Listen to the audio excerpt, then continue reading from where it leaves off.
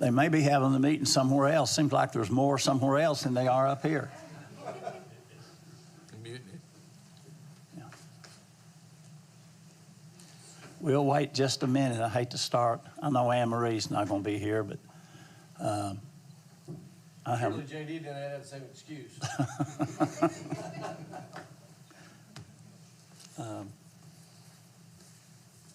Listen, we can go ahead and be welcoming everybody. I want to start off this morning with welcoming the guest. We got Wildman here. Where you at, Wildman? There you are. Glad to see you. Always glad to see you here. Been doing this a long time, hadn't you?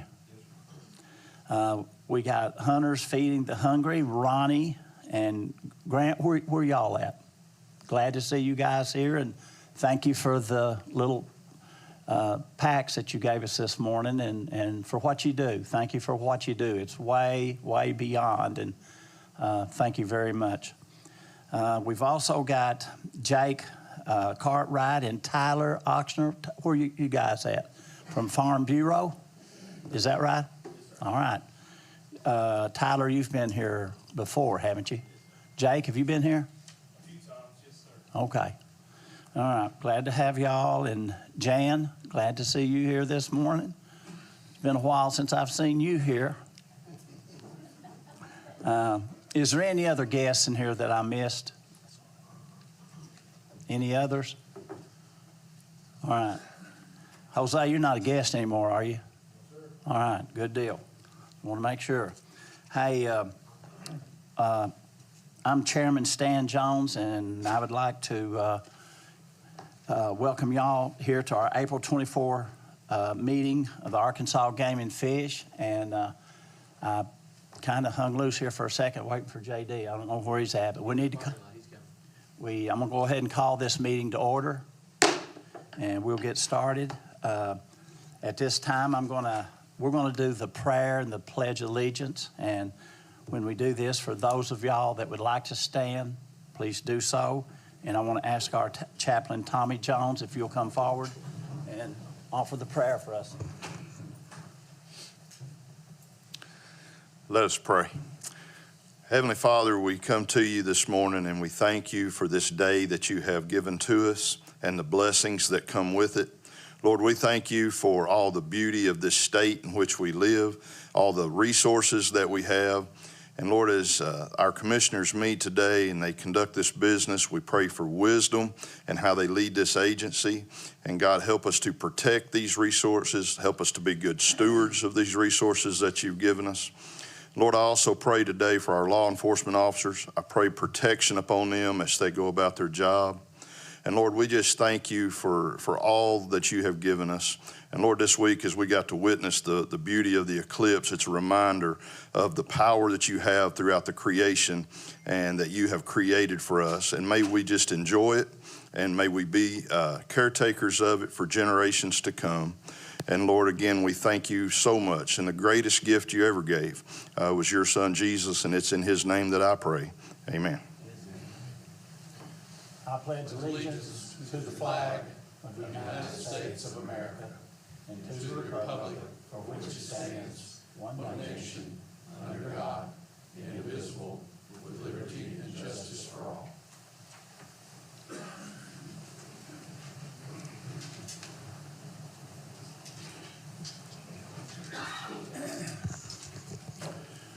Our first matter is approval of today's agenda.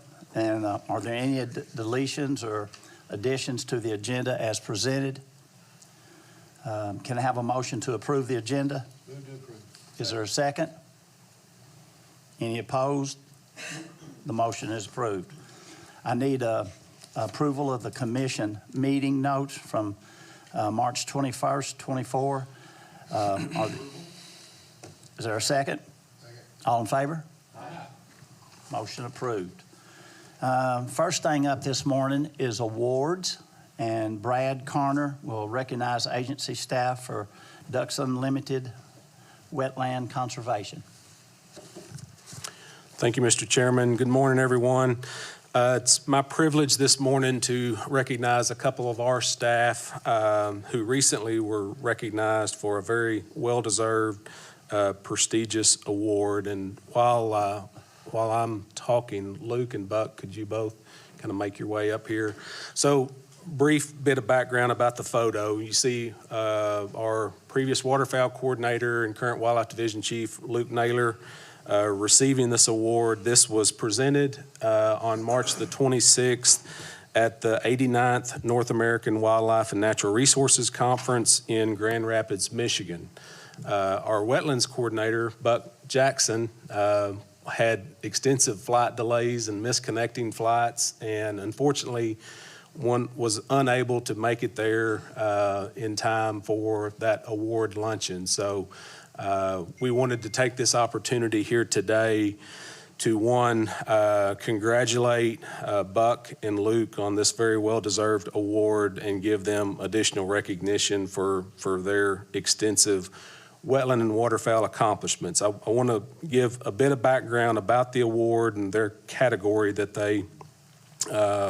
their award was presented for, and then just a bit about some of the accomplishments that they have made through their both now 15 plus approaching 20-year careers with the agency. It's hard to believe, time's flying by.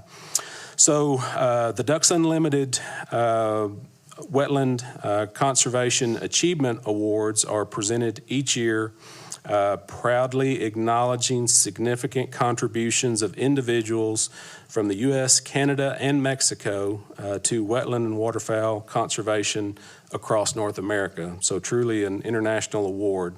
They present awards in 9 categories. This was for the state and provincial agency category. Luke Naylor and Jason Jackson with the Arkansas Game and Fish Commission.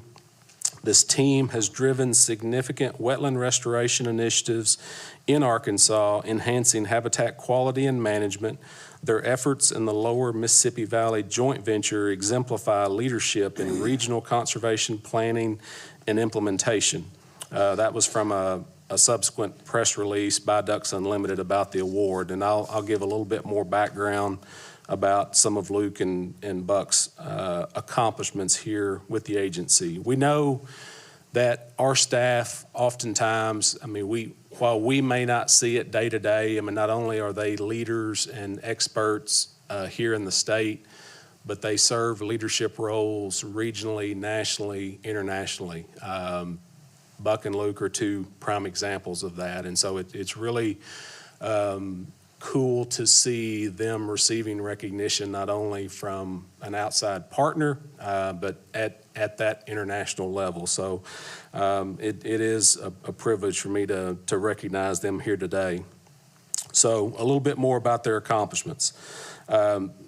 Luke and Buck, their extensive contributions include planning and implementation of multiple public land wetland restoration projects on AGFC-owned lands, training and coordination of waterfowl and wetland management efforts on partner agency lands, as well as private land within the state through participation in the Arkansas Conservation Delivery Network, active engagement and leadership within the Lower Mississippi Alluvial Valley Joint Venture, technical committees and management board, leadership within the Mississippi Flyways Habitat and Waterfowl Working Groups, technical committee and council. Additional continental contributions through multi-year participation and coordination of white-fronted goose surveys across the Canadian prairies. Multiple years, Buck went in Canada and coordinated survey teams conducting white-fronted goose surveys, as well as leadership within the Arctic Goose Joint Venture Technical Committee and Management Board. 2 recent highlights among Luke and Jason's many wetland and waterfowl conservation accomplishments are perfect examples of generational conservation initiatives with immeasurable long-term impacts for waterfowl conservation. Those 2 being conserving Arkansas's flooded timber legacy, that our GTR restoration initiative, and the Waterfowl Rice Incentive Conservation Enhancement Program, or WRICE. Just a little bit more detail about each of those 2 major initiatives. So, as you all know, there's been much discussion really over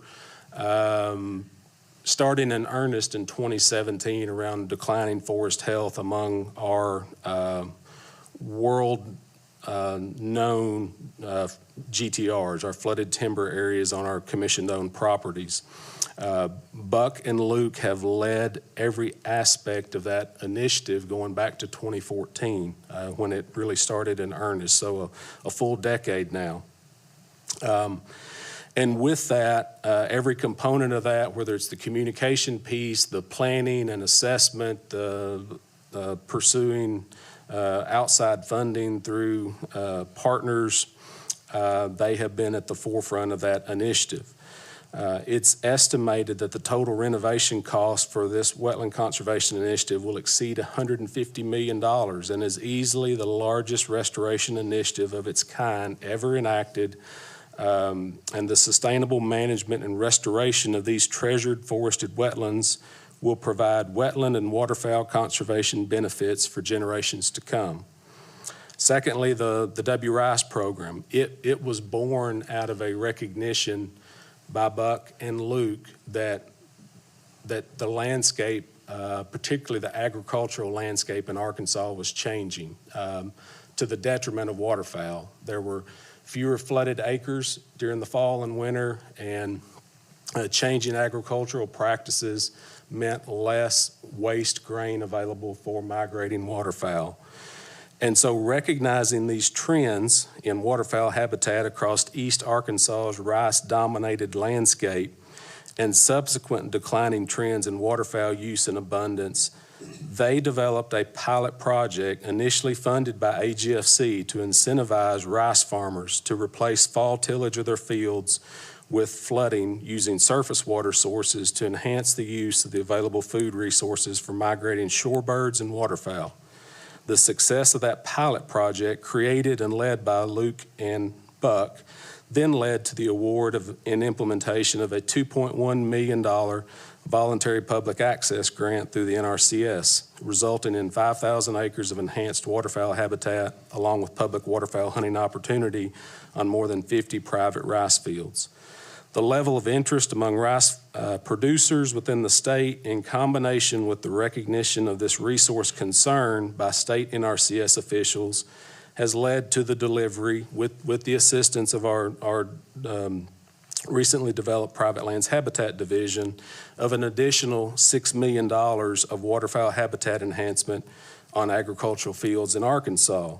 And then on a national scale, it was the proof of concept of this initial work and Luke and Buck's conversation with conservation partners such as Ducks Unlimited and Delta Waterfowl at a national level for them to advocate for the recent creation of the Migratory Bird Resurgence Initiative, dedicating $75 million in EQIP funding through the Farm Bill for these same waterfowl habitat enhancement practices across the nation. So those were two of the highlights.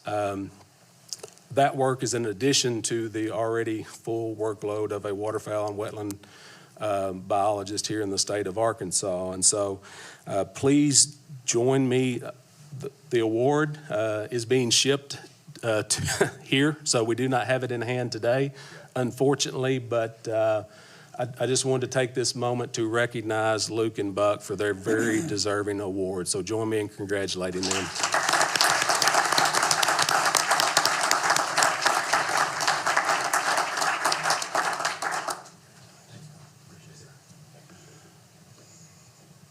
Luke and Buck, you know, y'all both have been here a long time. And, you know, when you're somewhere a long time, you begin to think, well, somewhere's time for me to get out. But you guys are at the best at what you could be. You're at the top of your game.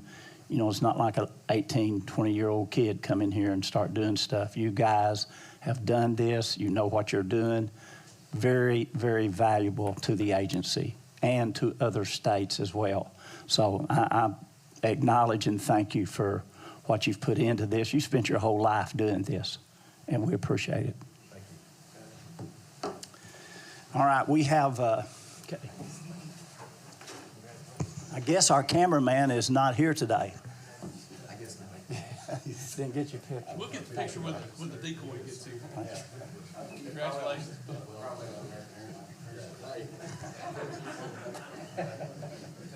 You probably had never had a decoy before, have you? Hey, we have a staff presentation now. Wes Wright will present the update on the elk harvest.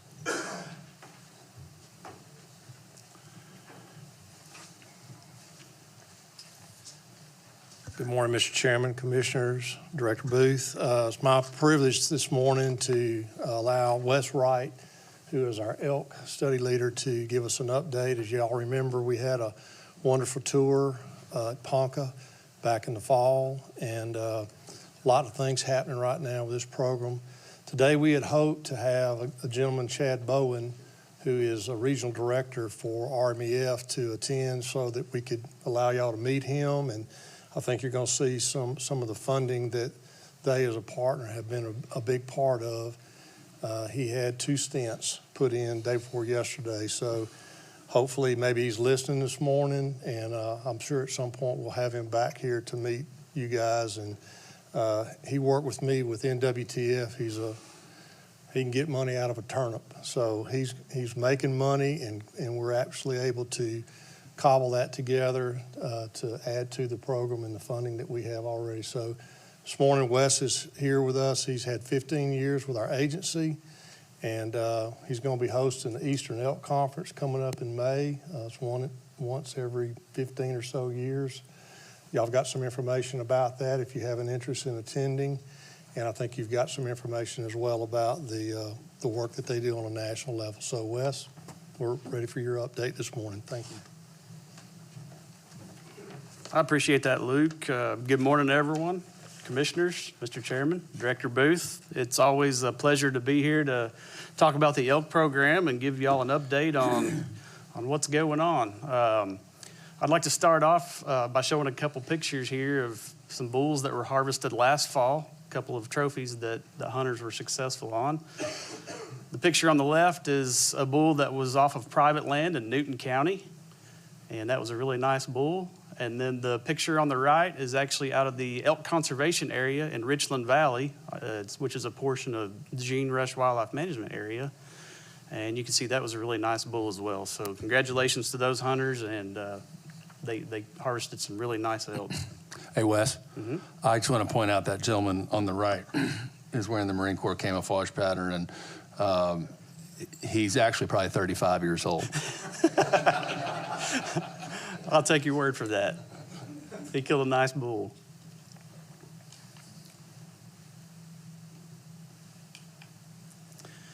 All right, so looking at the 2023 elk permits that were issued and the amount of people that put in for their application to hunt elk, we still have a lot of people that are interested in hunting elk in the state. As you can see on the public land side, there were almost 8,000 online applicants for the public land hunt. And we had over 600 hunters that showed up to the Elk Festival in Jasper that put their name in for the on-site permits available there.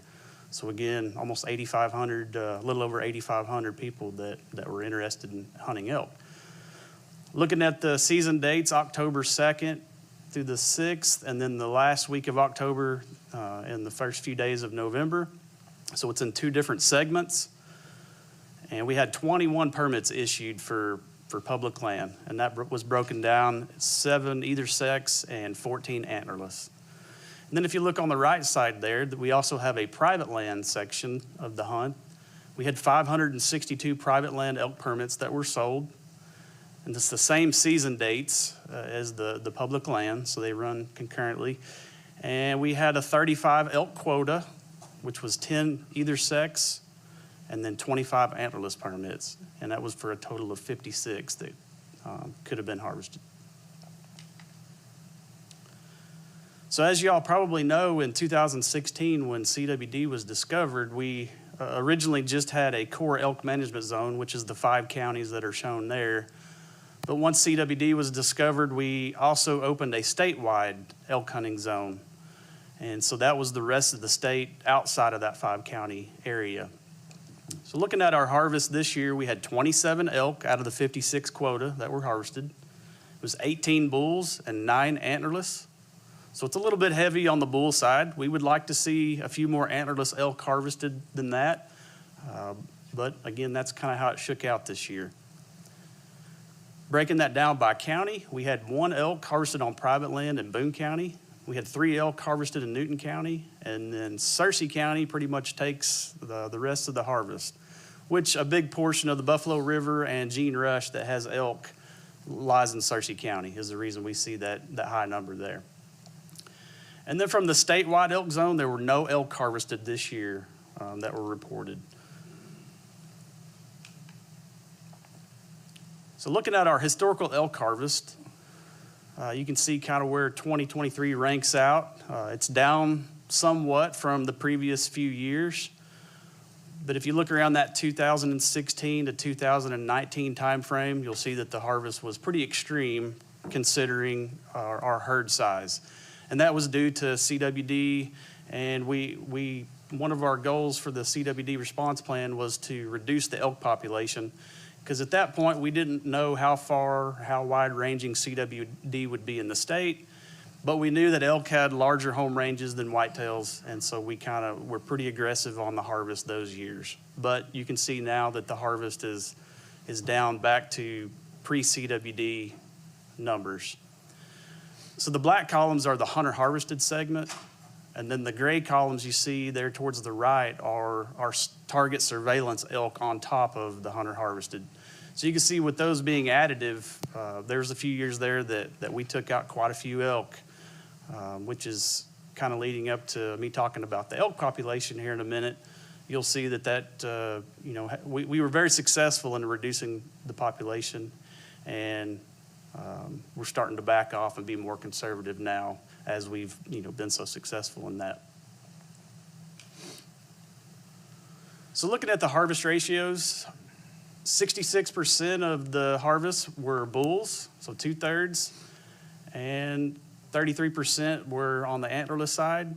Again, if you look at the amount of permits that are issued and the ratios, the bull hunters are very successful in hunting. They spend a lot more time, so it seems to me that the people that draw those bull tags, they put a lot more time in, and they tend to have better success. On the antlerless side of things, some of the cow hunters, they may hunt a few days and go home, and they're just not as apt to stay and hunt as hard as the bull hunters. So that's why you see that difference in the ratios there. But we would like to see, in a perfect situation, we would like to see 2 cows harvested for every bull. So again, as we adjust numbers in the future, hopefully we can kind of get closer to that ratio. And if you look on the right side there, again, in like the 2016 to 2019 timeframe, I'm going to continually talk about that time, as you see that's when we had the most extreme harvests in the state. That's also when we started seeing the elk population numbers start to decline. So again, that kind of sets up why we see those declines in the population. So looking at public versus private, it's almost split right down the middle. So we had 56% of the harvest that come off of private lands, 44% that come off of public lands.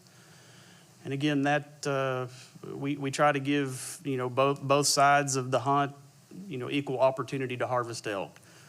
And that way it helps with our nuisance elk issues that we've had in the past if we're able to get quite a few elk harvested off of private lands. And that has a tendency so we get less calls on elk, tearing down fences or doing damage to farmers' crops. So again, that's good that we're seeing a good segment of the private land hunters being successful.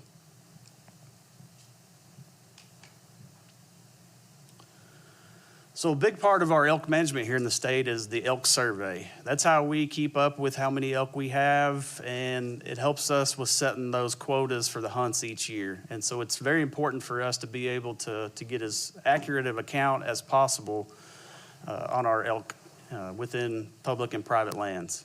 And we've been conducting that survey since 1991. There's only 2 years out of that time frame that we did not conduct a survey.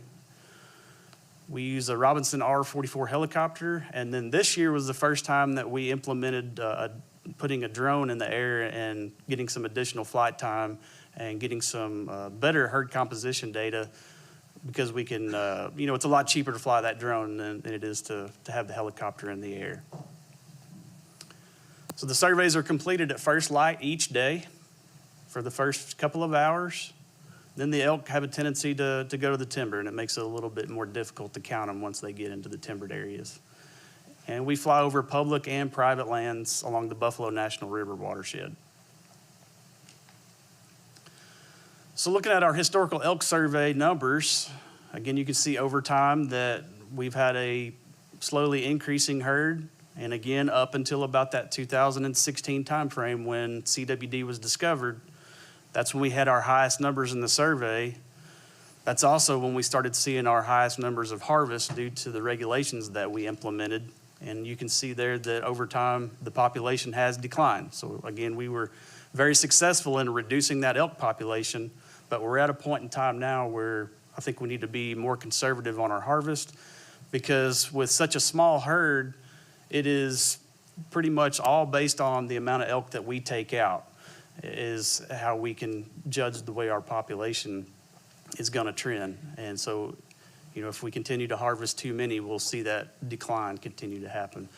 But it does appear over the last 3 years, since we've been a little bit more conservative, that trend is starting to flatten out. We're starting to see it stabilize, and that's a good thing for the resource, because it is such an important resource for the state. So on this graph here, I've charted the elk survey numbers, which is the black line on the left, compared to our elk harvest numbers, which is on the right. And there's a couple things that I'd like to note here, a couple of anomalies in the survey. For one, right here, you see a big dip in the survey. That just so happened to be the year that we had a major ice storm that hit, and our helicopter pilot was out flying power lines versus flying our elk survey. So that kind of explains that little dip. And then here's the couple of years that I told you that we didn't conduct the survey. Again, our pilot took a job with Air Evac, and so we didn't have a pilot for a couple of years. So that kind of explains what was going on in those areas there. So here's one area I'd like to highlight. Prior to hunting, which started in 1998, you saw that the elk population was quickly increasing over time.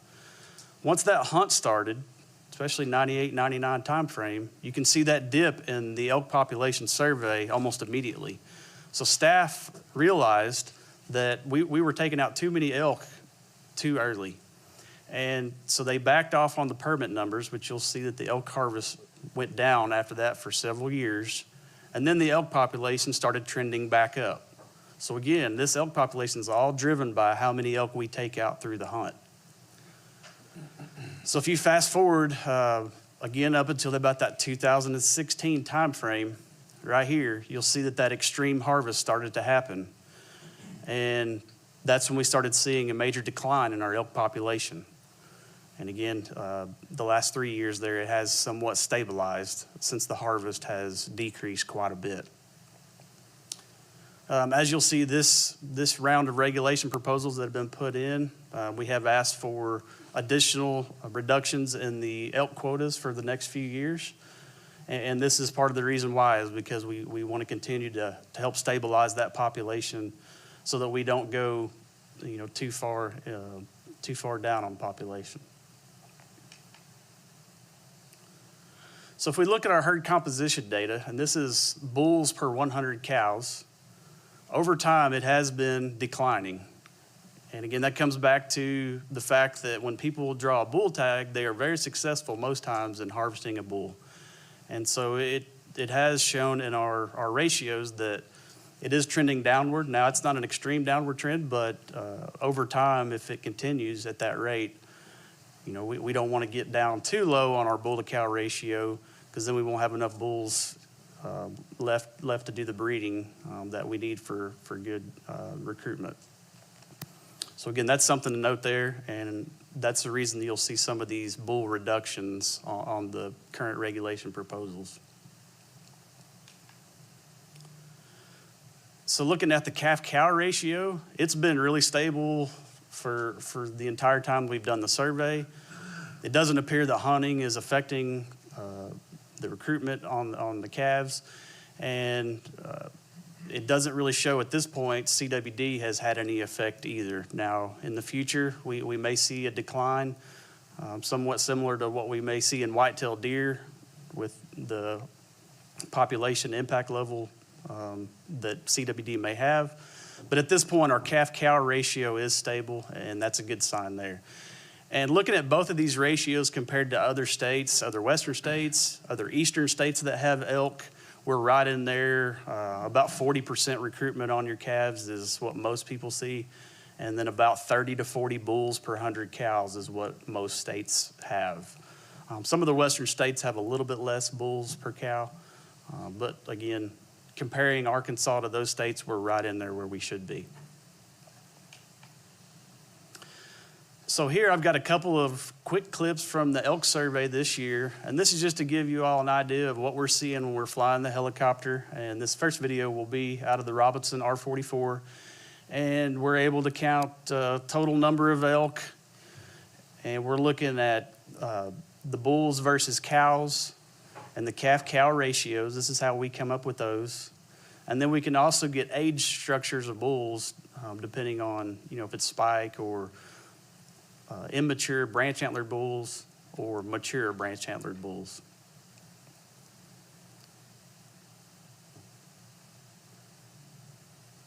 So you can see that with the helicopter, it's a very successful way to count elk and to get those numbers. I will say that the helicopter does have a tendency to disturb the elk just a little bit more than the drone. This next video will be from the drone, and you can see here that they pretty much have no idea that they're being watched at this point. So we can use the helicopter to locate these big groups of elk, and then we can go back in with the drone and be low impact and get some really good herd composition data from flying this way. Hey, Wes, what's your altitude to where it starts disturbing the elk and they would run? For the helicopter or for the drone? Helicopter. Typically, we try to stay above 500 feet. Sometimes we may be 750, but it's also how close you get to them. And so the pilot has to realize kind of how the elk are reacting.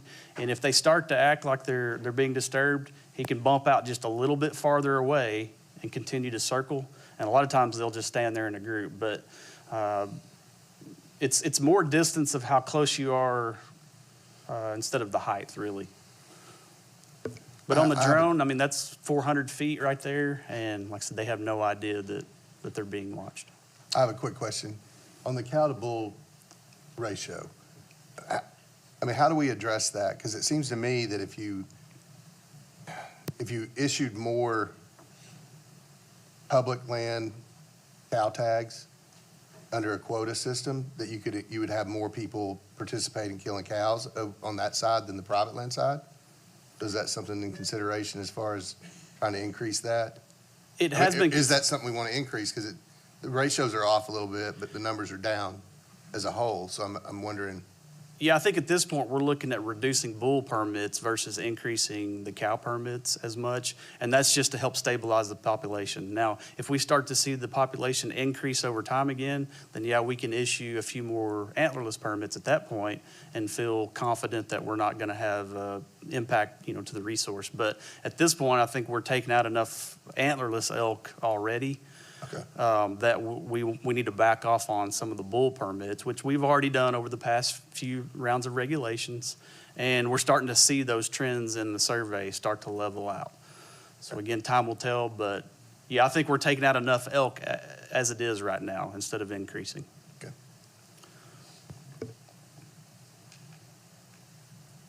So any other questions on the elk survey stuff? I'm going to kind of move into the Rocky Mountain Elk Foundation stuff and cover what Chad was going to talk about today. But Yeah, Wes, we talked about the overall population, but regarding habitat, how close are we to carrying capacity? yeah, as far as the ecological carrying capacity, we could have a lot more elk than what we have. What's a lot more?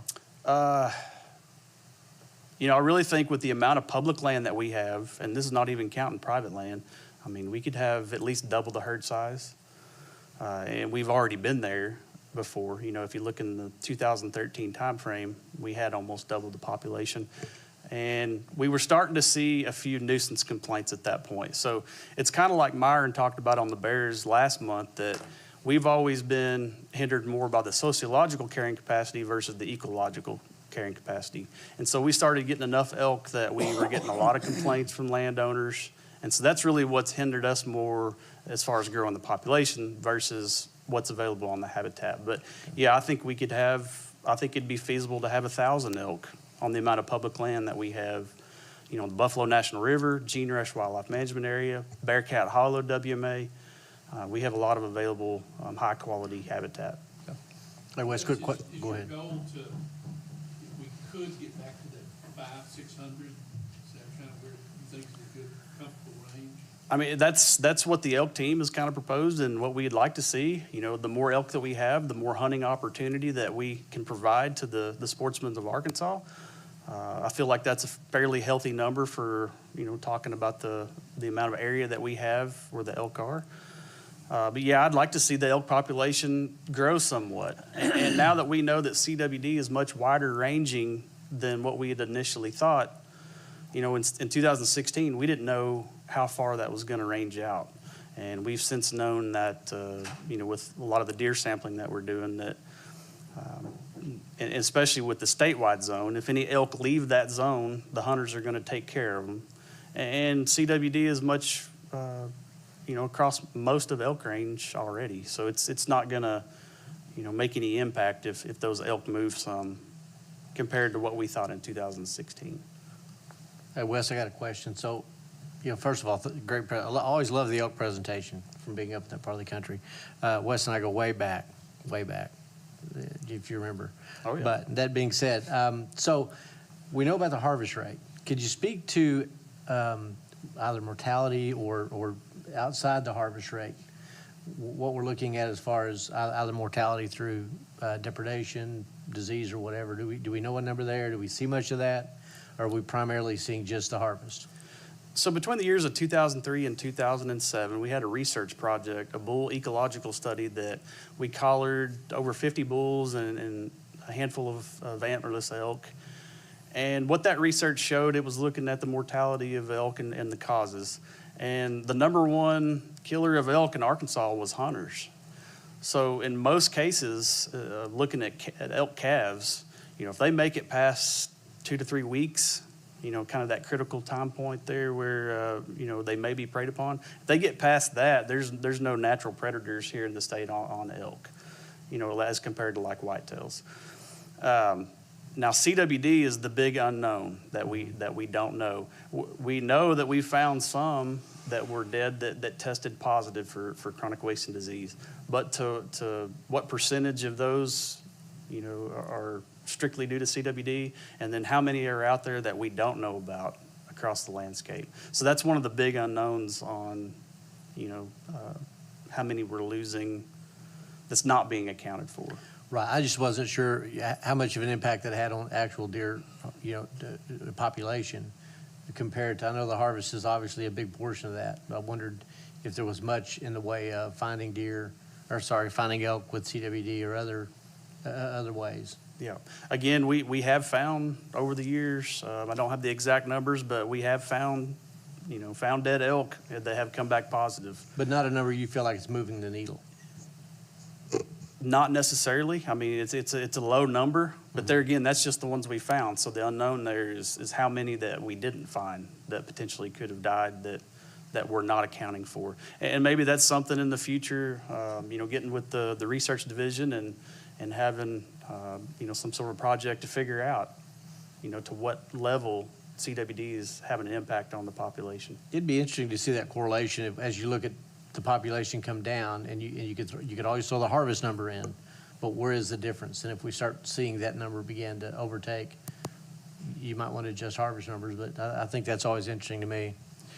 Yeah, looking at previous harvest here in the state, and again, looking at other states with elk populations, if you keep your harvest below 10%, you'll have a slow increasing population trend. You start getting up to around that 15% removal, you'll start seeing impacts on your population numbers. And that's just for the fact that elk don't reproduce as quickly as whitetails. It's only a little less than 50% of the cows will have a calf that survives the winter each year. Wes, I concur with my fellow commissioner. Great information, and I always enjoy this report. We're asking you a whole lot about numbers. Something that if I were the general public, I'd be curious about is home range. And you stated real well the resources we have at Rush and Bearcat and Buffalo. What optimally long range is the home range for this herd, however? So again, going back to that same research project between 2003 and 2007, we had the collars on the elk. That was part of it, was looking at the home range of bulls. So and the cows. We had some cows in Boxley Valley that had as small of a home range as 400 acres, during a certain time. I think they were looking at specifically the rut. And then we had some bulls that had upwards of 60,000 acre home ranges. So again, they can move a lot when they want to. And for our management purposes, long range, what about herd entirety? I mean, where do you see this could possibly go? How far? Yeah, looking at the harvest numbers, we've seen a tremendous amount of elk move into that Searcy County, the Gene Rush area. They really like Richland Valley. Of course, we've done a tremendous amount of work there, and it's been very successful in drawing the elk there. So it seems like over time, the elk herd has shifted more from the Newton County area, kind of to the Searcy County area.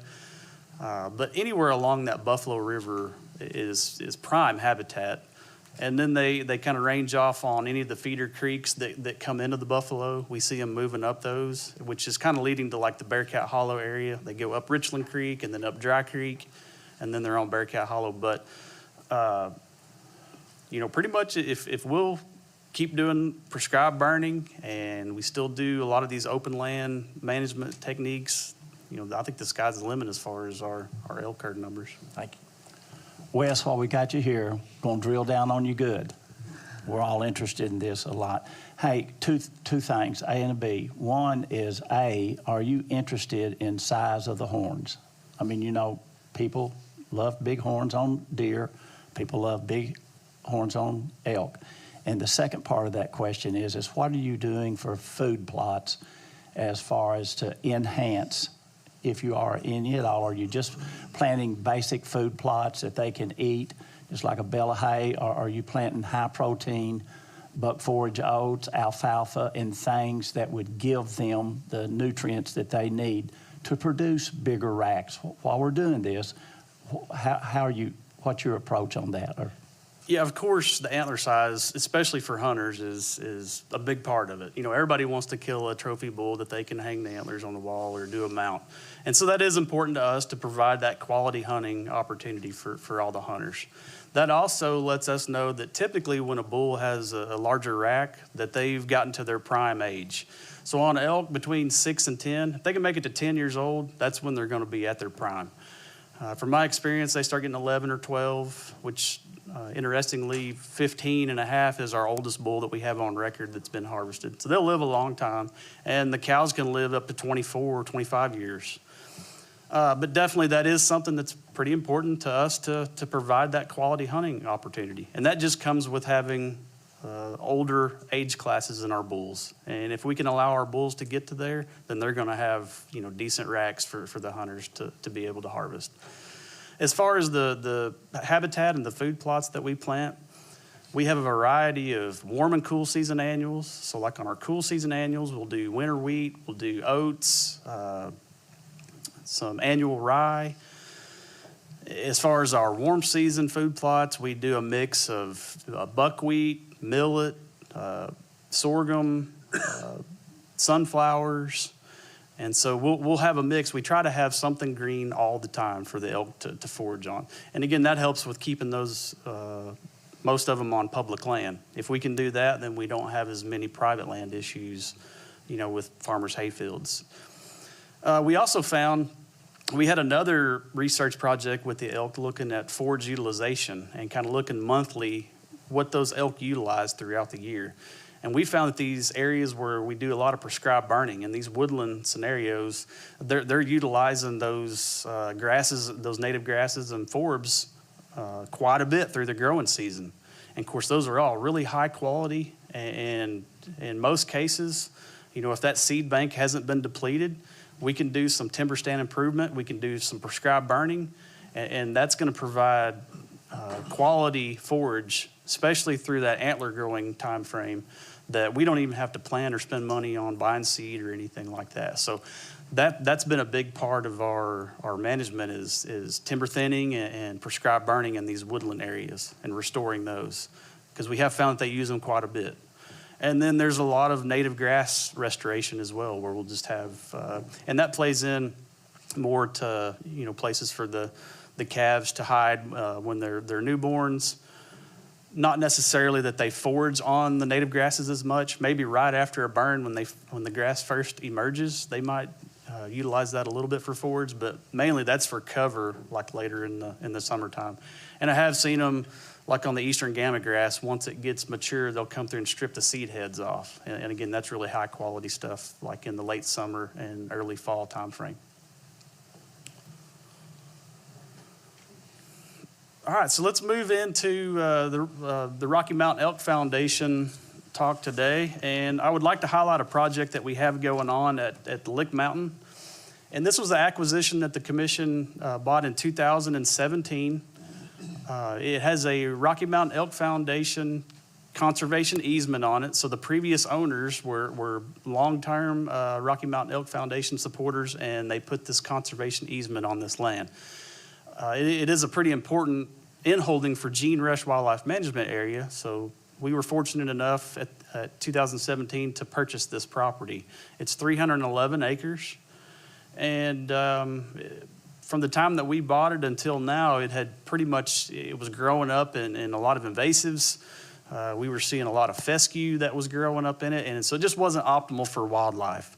And so the Rocky Mountain Elk Foundation stepped up this year, and we drafted a proposal for a project up there. And so it's the Lick Mountain Habitat Enhancement Project. We're looking to restore over 200 acres of critical wildlife habitat. We're going to implement burning, or have implemented burning, create 20 acres of new wildlife openings with high quality forage, which is the stuff we were just talking about, doing those warm and cool season annuals. We're going to do native grass restoration. And this is all coming from the PAC funding from the Rocky Mountain Elk Foundation. So to begin all this, we needed to burn it. Of course, you can see there on the left, it's an old field that's grown up, and it was almost impossible to get through there. I mean, it's grown up in Sericea lespedeza. It was choked out with fescue, lots of locusts, tree of heaven. So it was just pretty much a lot of species that we don't want to see on our WMAs. And so the first thing we had to do was do 3 miles of fire line restoration so that we could get a burn on this area and knock back some of those invasives so that we could go in and manage them. So we did our first burn on September 7th of 2023. And you can see there that we were burning those old fields. And that picture on the right there shows you kind of how thick that stuff was. But we picked the right day. It was pretty dry, and we were able to get a fire to carry through there. And it did really well. Then on the mountain top, which was in the timbered area, we burned that on February 21st, and we got a good burn on that as well. So we're well on our way to making things happen here. So it was a $25,000 grant that the RMEF provided. $9,600 of that was the 3 miles of fire line restoration. $9,400 was the warm and cool season forage establishment. $6,000 in old field restoration that we were converting over to native forbs and grasses. And then that was also the undesirable species eradication, a little bit of herbicide application, getting rid of the fescue and the Sericea lespedeza and things like that.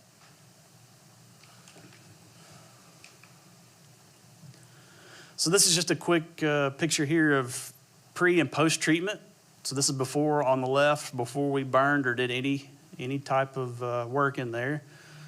And then the picture on the right, you can see the fire lane there to the extreme right of the picture. And you can see where we did the annual plantings. So that's winter wheat and oats, and annual rye is the really green part there. And then we had a little bit of clearing with the dozer that was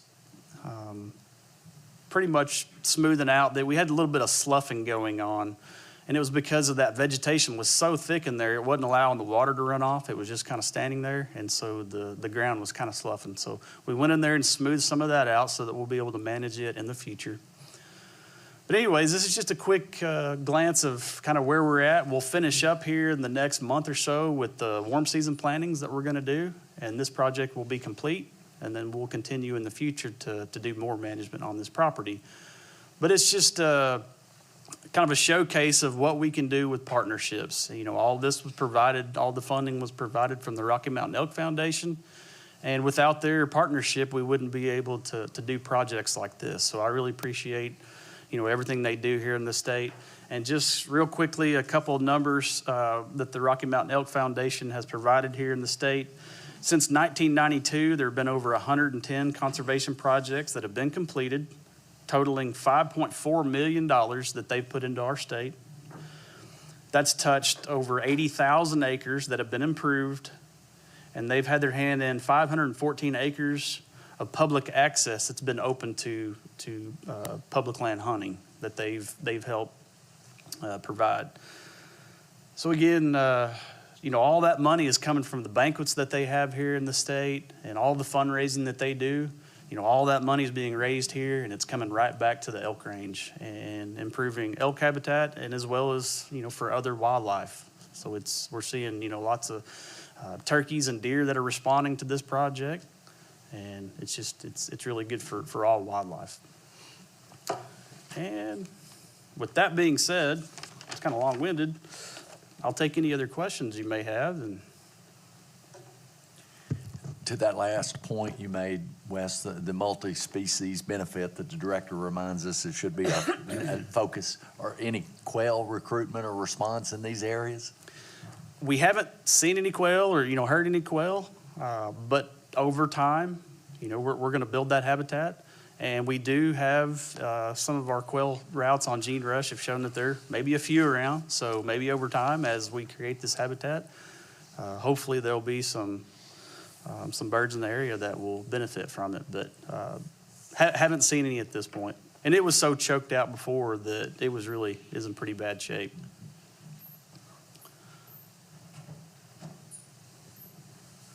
Wes, thank you. Very good presentation. I enjoyed it. Thank y'all. At this time, Director Booth will deliver the director's report. Well, good morning, everybody. Good to see y'all here this morning. And before I get into the meat of my report, I did want to acknowledge that we had a really good meeting yesterday in our committees. But aside from the individual committee work, we spent the first hour of our meeting yesterday hearing from members of the public.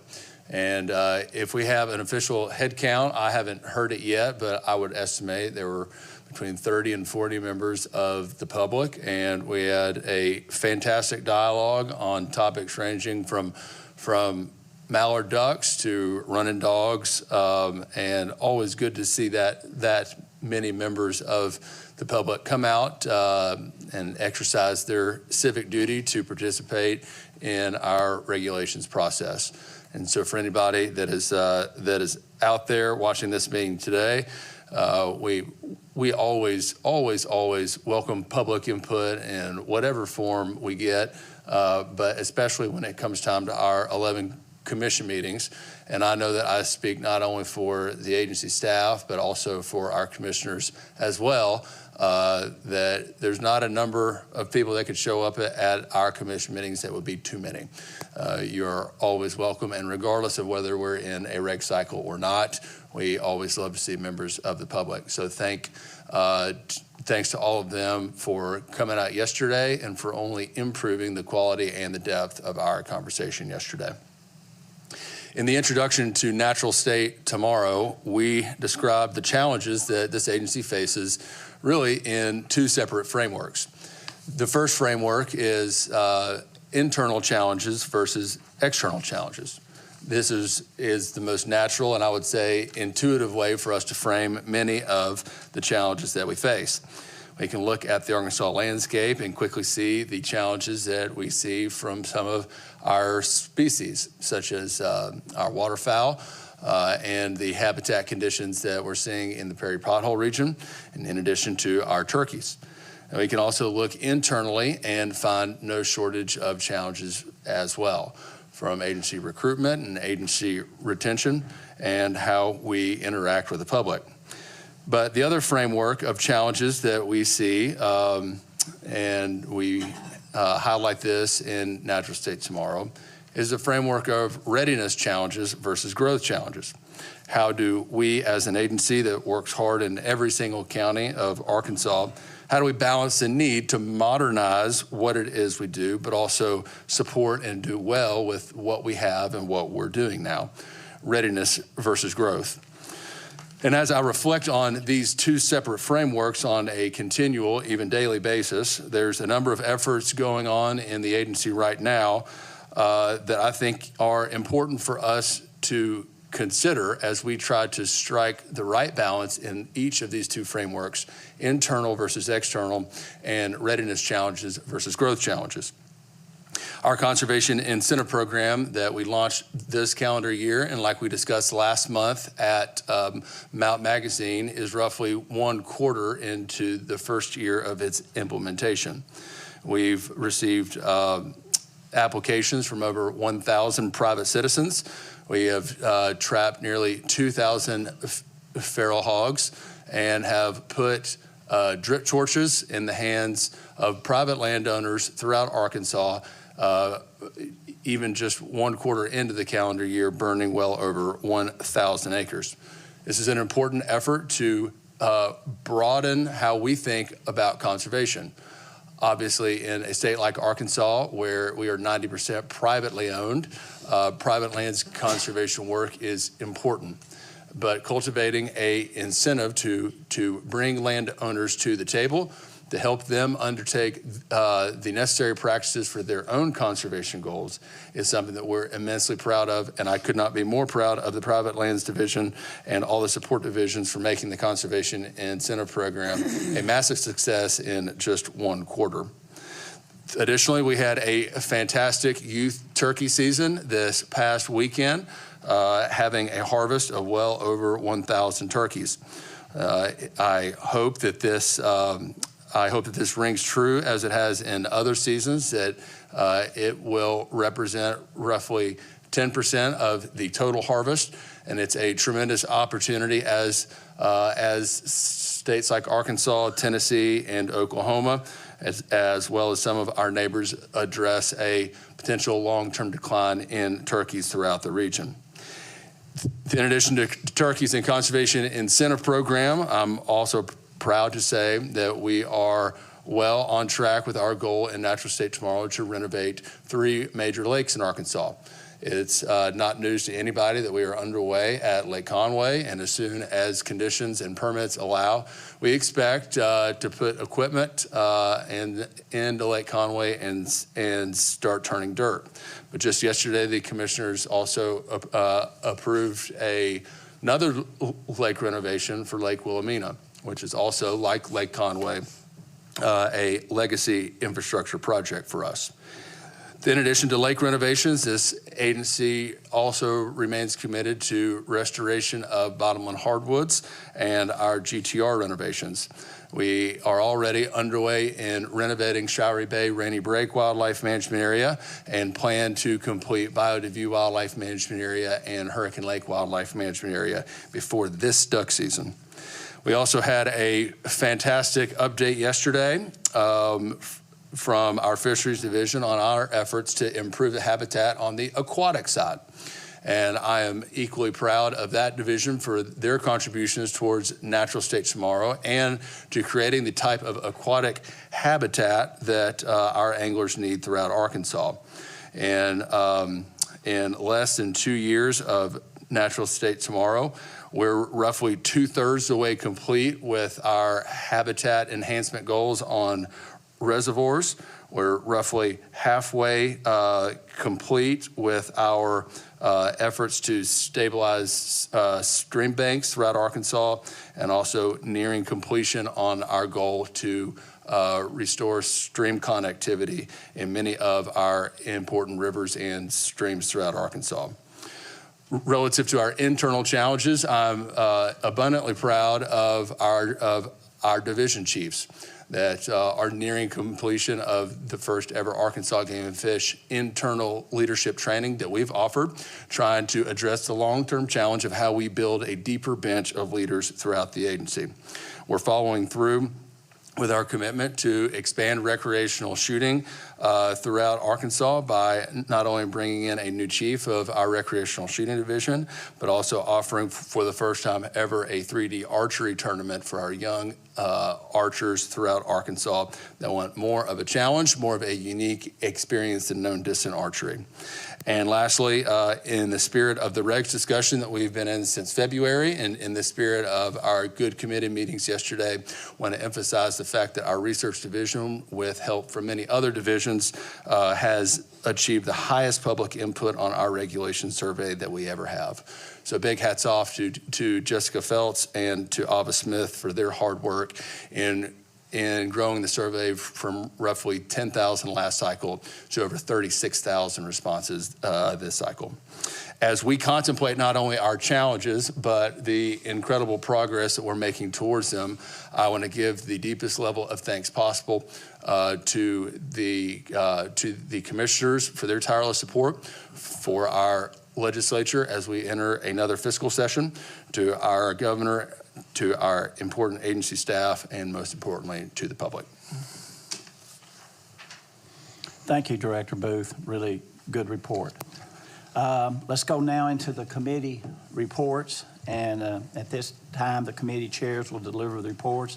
First up is Commissioner Finley, Vice Chair of the Regulations Committee. Thank you, Mr. Chairman. Happily to pinch hit for Chairman Doremus on our committee, who's busy with some personal items that we're excited about. The Regulations Committee met for quite a long time yesterday, as a lot of times we occupy a lot of the room and time for the day. In the discussion items, Jordan Lindeman gave an update on the Fisheries Division's reservoir habitat team.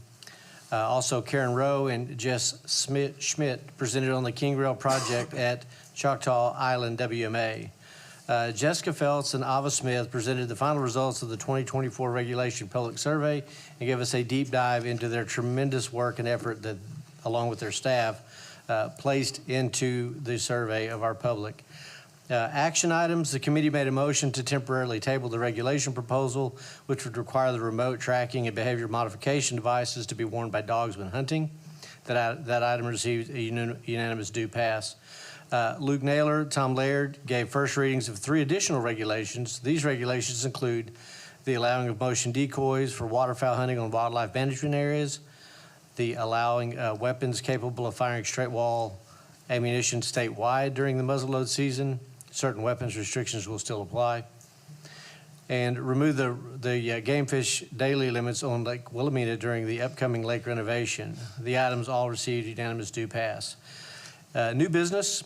The committee requested modifications to the current existing regulation proposal on recreational and netting to increase the number of nets from 3 to 5 with required checks for every 48 hours. In addition to that, the committee requested the first reading of a regulation proposal at the April 11th commission meeting to reduce the mallard hen daily bag limit to 1 during the 24-25 waterfowl season. This item received unanimous do pass as well. And finally, the committee provided guidance to staff to modify existing proposals for the 24-25 white-fronted goose season and is currently considering a 69-day season, October 26th through November 3rd, 2024, and then concurrent with duck season with a 2-bag limit. The season dates and bag limit will be finalized in the May commission meeting. That was the end of our new business. There was no old business, and we were adjourned. Thank you, Commissioner Finley. Next, we go to Commissioner Brandon Adams, Vice Chair of the Education IT Communications. Thank you, Mr. Chairman. I'm filling in for Commissioner Jones this morning, so happy to do it. The Education, IT, Communications Committee had one discussion item. Holly Sanders gave a presentation on education programs conducted over the last hunting season to introduce new hunters to the outdoors. It was a great presentation, and happy to see them using the new Simmons Farm and things, and saw some slides and things of that were fantastic. Had no action items, no new business, no old business, and the meeting was adjourned. Thank you, Commissioner Adams. Next, we go to Research and Review Committee, Commissioner Evans White. Thanks, Chairman Jones. A.J. Riggs gave an update on the 23-24 surveillance of chronic wasting disease in Arkansas's white-tailed deer and elk populations. Her update included information on the agency's CWD management and response plan, CWD detections by county, and the 24-25 proposed CWD management plans. In addition, data was presented on trends associated with the prevalence of the disease. There were no action items, no new business or old business, and we adjourned. Thank you, Commissioner Evans White. Next, we go to Budget Committee, Commissioner J.D. Neely. Thank you, Mr. Chairman. We were called to order, and we had one discussion item. Emily Shumate presented us with another good monthly financial status report. We had no action items and no new business, and we were adjourned. Thank you. Next, we go to the Personal Governance, Commissioner Tappan. Yes, sir, Mr. Chairman, thank you. We were convened. We had one discussion item. Jim Goodhart delivered the agency's legal report. This was perhaps his last and final report to our committee, and we expressed how deeply in gratitude this entire commission and agency is for his many years of wonderful service. He'll be sorely missed. There were no action items, no new business, and no old business. We were adjourned. Thank you, Commissioner Tappan. Now for the business items being brought before the commission. Item 6A is the first reading of the additional regulations. Wildlife Chief Luke Naylor, you have the floor. Good morning, Mr. Chairman, Commissioners, Director. As Commissioner Finley read a few minutes ago, so we're here to have the first reading of a couple items that were brought up at the commission meeting in Mount Magazine last month. And so this is the official first reading to introduce a regulation to allow straight-walled ammo during muzzleloader deer seasons across the state. And there would be restrictions, weapon restrictions to not allow semi-automatic straight-wall cartridge, semi-automatic weapons that shoot straight-wall cartridges. We'll be working internally with enforcement and legal to finalize the verbiage on that. The second one proposed last month, first reading today, is to allow motion decoys on WMAs. Another one was discussed yesterday is to reduce the hen mallard bag limit to 1 hen. Still a 4 mallard bag limit, but instead of 2 hens, it'd be 1 hen per day in the bag limit statewide. And the fourth is, as the director mentioned, the Lake Wilhelmina renovation project to remove daily limits for sport fish during that renovation project. So this is the first reading. No additional action is taken. These will be considered as part of the overall regulations packet for your consideration next month. Are there any questions? Thank you. Thank you. Pretty short this time, not a lot to do. Is there any new business? Is there any old business? Any need for executive session? No, Mr. Chairman.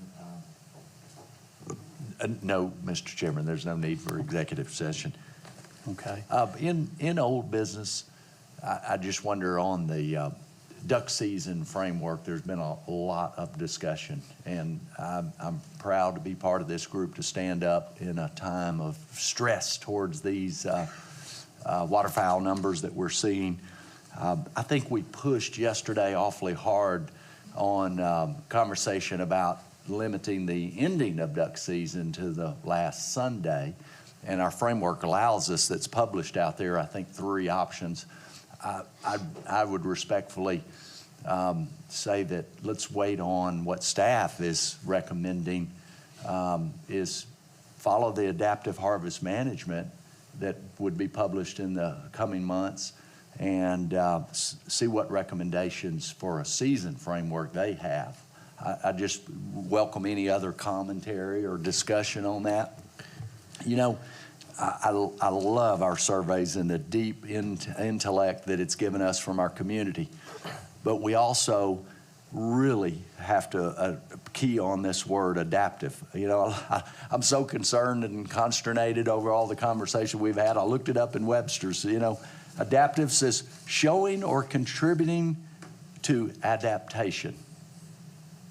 We really have to contribute to that adaptation over these coming days. And Mr. Chairman, I appreciated your feedback. I think I would probably recommend we stay with that traditional framework for now. Well, let's see what this U.S. Fish and Wildlife and Luke Naylor and Brett and others here that they recommend to us. Commissioner Abbott, I would concur with that. Option C was the popular choice. It is a choice that takes us to Friday. Still giving the 2 youth days the following week of, I think it would be February 8th and 9th. But I would concur with that and leaning that direction for staff to be considerate of that. And as they have to provide notification to the feds between now and before the next meeting, if I'm correct. So if that's the commission's choose maybe a direction we want to have them look toward. Commissioner Tappan, I would agree with you and Commissioner Finley. I'm looking forward to the Fed report and having that data for us to analyze, see what holds for the following year. But let's stay within the framework now. Okay. Before we adjourn, we always, last word from Commissioner Adams. We'll start with you on that end. Is there any comments you'd like to make before we close today? Yes, sir. Thank you, Mr. Chairman. I'd just like to say I've been here almost a year now and honestly didn't know what I was getting into. But it's been very rewarding. And one of the things that is rewarding is just the delicate balance between, you know, being able to provide opportunities for public and private, you know, hunters, and also protecting the resource, and just not, you know, having been involved in anything like this before, not realizing how difficult that is, and understanding how everybody on this commission comes from a good place. No one here has an agenda. No one here has a personal agenda, political agenda, or anything else.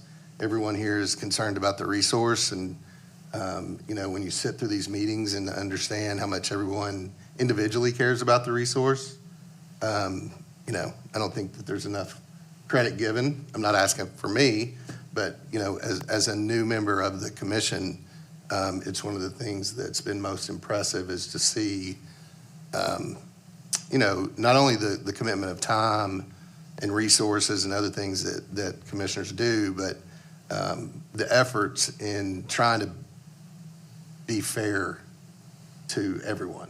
And so it's been very impressive to see. It's been a good example for me to watch, and I appreciate your leadership, Mr. Chairman, in that. So thank you. Thank you. Commissioner Tappan. Kind of following that same theme, I think Commissioner Adams inspires me. You know, that a lot of things going on that I'd love to talk about, from turkey season upcoming and conservation efforts going on. But I want to take a moment to just express my thanks to staff. How many times in my months here I have seen just what Commissioner Adams refers to, that support, that collaboration. There is not a time I haven't asked the staff from some remote question about enforcement to habitat or seasons, and we have such an incredible responsive and collegial staff, and I'm proud to be part of them. And thank you all for your personal support. Commissioner Neely? Thank you, Mr. Chairman. We had good discussions yesterday and on duck and lots of things around duck. I've often said that we probably get more entwined on duck season dates and duck stuff than we do any other thing. And it's all good. But today's awards to Buck and Luke, are well deserved for those gentlemen. And it just goes to show the leadership we have here at this agency to help guide us in this very important species. And so I just want to say thank you, Luke, Buck, for your commitment to this state, to the agency, and to waterfowl in general, because your leadership's impacting not only here, but the flyway throughout. And Brett, you're coming on board now for about a year, and you're mentoring under some great leaders there, and so we're in good hands. To Councilor Goodhart, we had a wonderful dinner last night, and this is a bittersweet day because this is your last official, I think, meeting as you enter into retirement. So I think we all wish you well in retirement, and we hope to see you around. And thank you for your 30-plus years of commitment and service to this great state.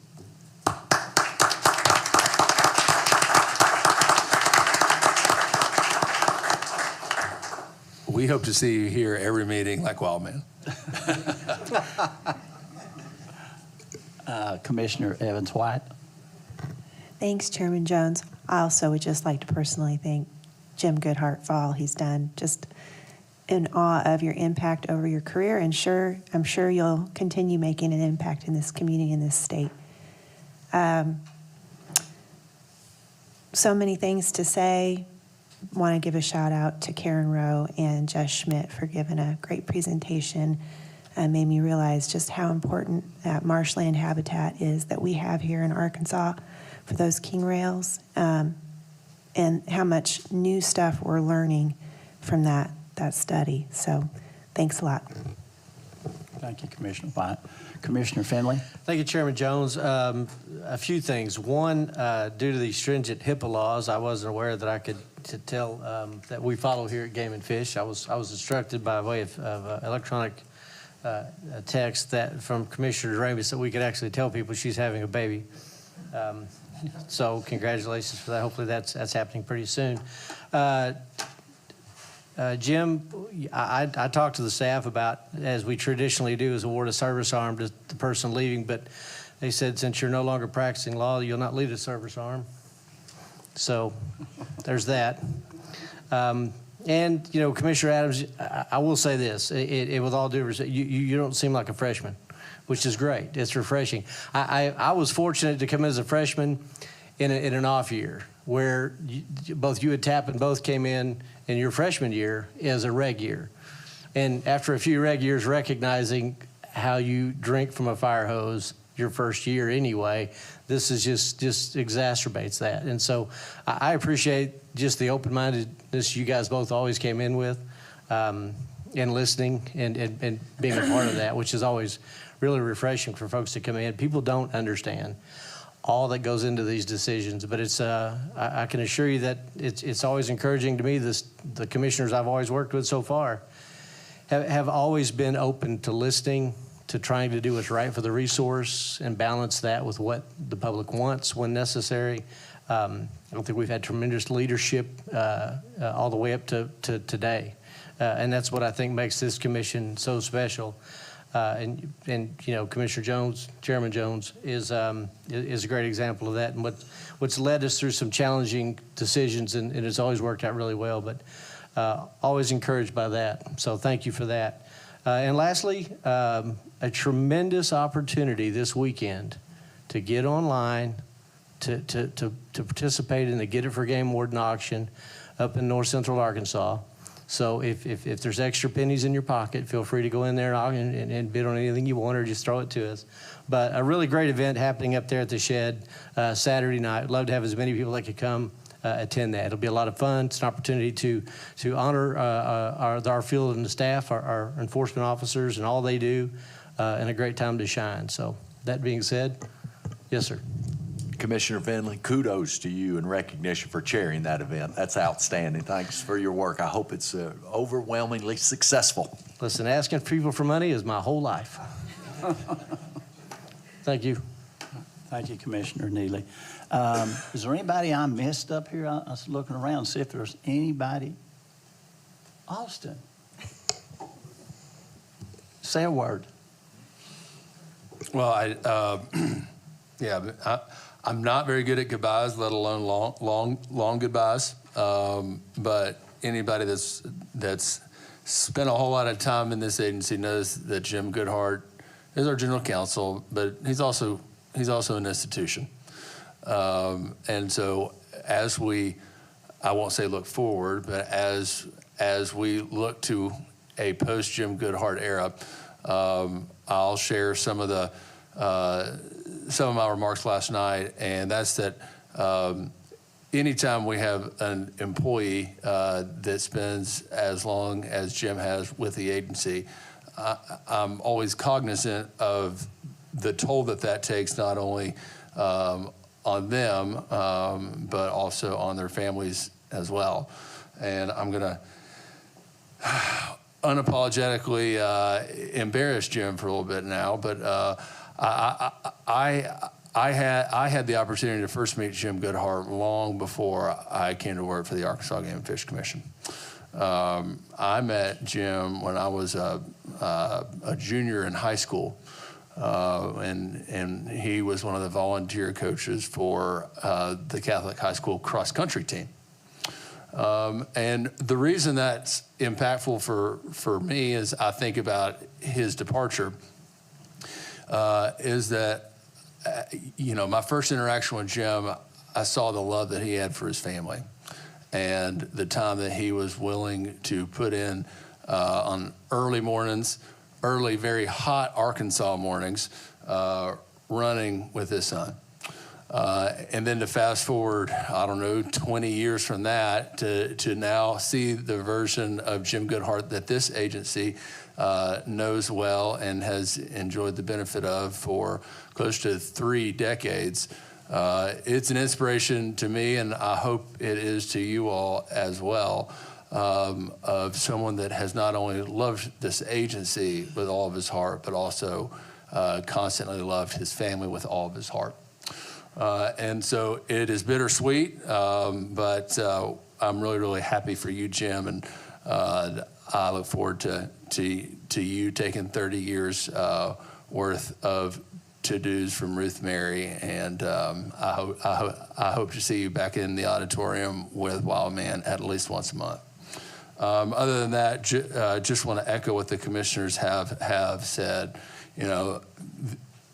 Oftentimes these regulations processes are not easy. They're not easy because of the work that we have to put in to get 36,000 responses from the public. They're also not easy because our agency staff has to add to their normal duties, which are already very large. But at the end of the day, it's a good thing that it's difficult. It's a good thing that it's difficult because we take it that seriously. And when you're balancing the needs of the natural resource with the public, if you're balancing the need to be consistent over the long term with what we may think is in the short term best interest of either the people or the public, the more strenuously that we wrestle with that, it means that we're taking it more and more seriously.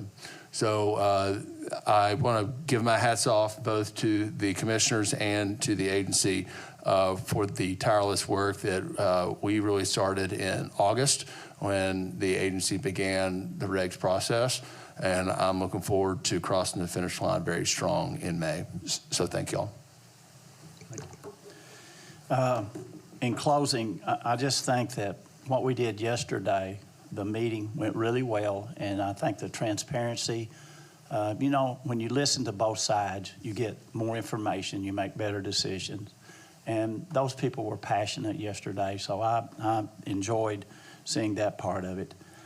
Jim, certainly bittersweet for me. You've helped me.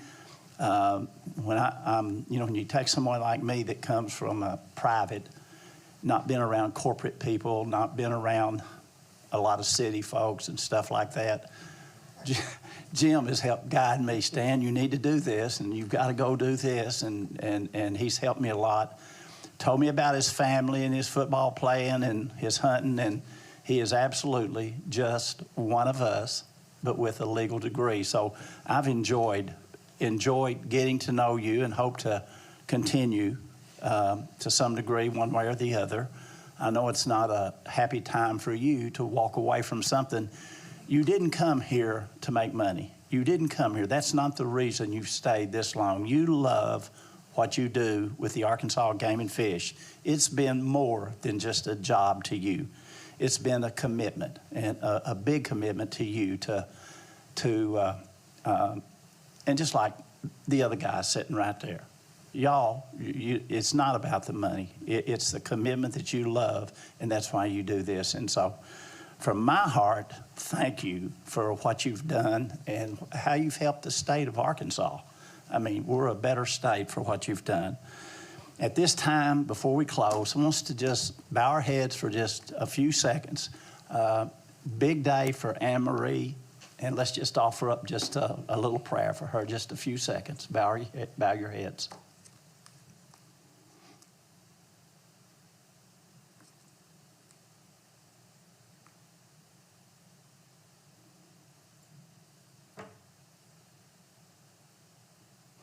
I pray and hope that she has a really good day in the hospital. And I know all of y'all would like for her to. Bill is off on business. He had this business trip planned. Could not be here. Sometimes there's just things that happen, and it controls what you do, and Bill had no choice about going. I don't think Anne Marie had much of a choice either. She was moving and squirming yesterday and just couldn't hardly hold herself down in that seat. But anyway, we wish her the greatest today. And after a while, sometime her whole world is going to be changed, and we're happy for her. Mr. Chairman, as a note, she did say she is watching. So she is, while in labor, participating in this meeting as we speak. Yeah, okay. Well, we'll be here next month, Anne Marie, when you get back with your new dish. And then with nobody else, at this time, we'll adjourn the meeting.